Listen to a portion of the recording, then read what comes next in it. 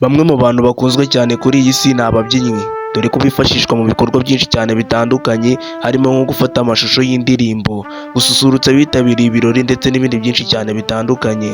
Uyu munsi tugiye kurebera hamwe ababyinnyi batanu bakunzwe mu gihugu cy'u Rwanda. Muri kumwe na Mr Emmy, muhawe ikaze. Ku mwanya wa gatanu turasangaho The Baddest, wamenyekanye ku mbuga nkoranyambaga nka Cyuzuzo The Baddest. Uyu nguyu afite imyaka 17 y'amavuko.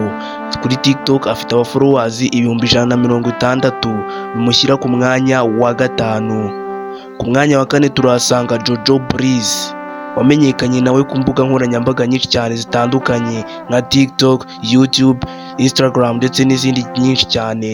Afite abafollowers 164,000 kuri TikTok.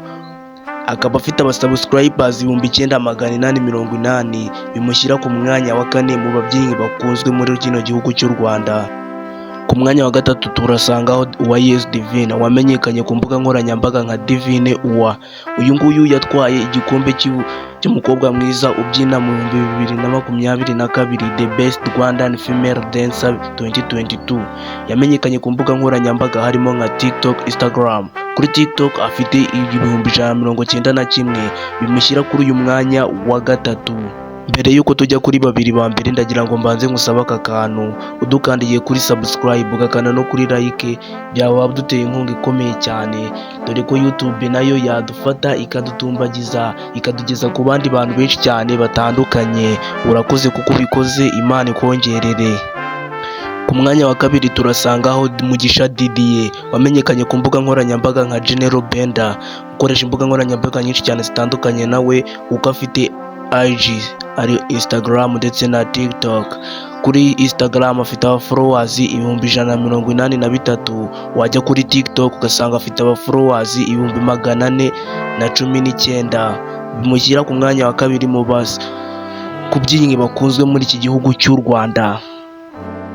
Ku mwanya wa mbere turasangaho Ishimwe Thierry, wamenyekanye ku mbuga nkoranyambaga nyinshi cyane zitandukanye nka YouTube, Instagram, TikTok ndetse n'izindi nyinshi cyane. Bakaba bamwita Titi Brown Dancer.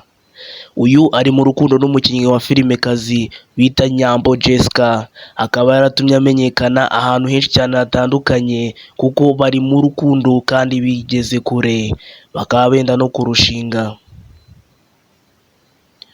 Uyu Titi Brown aherutse no kwitabira MTN Iwacu Muzika Festival iherutse kubera mu gihugu cyose cy'u Rwanda. Akaba aribyo byatumye azamura igikundiro mu bafana, agaca kuri Mugisha Didier. Jya muri comment utubwire ninde wagiye ku mwanya adakwiriye, kandi utubwire n'urundi rutonde wifuza ko tuzagukorera ubukurikiyeho. Urakoze.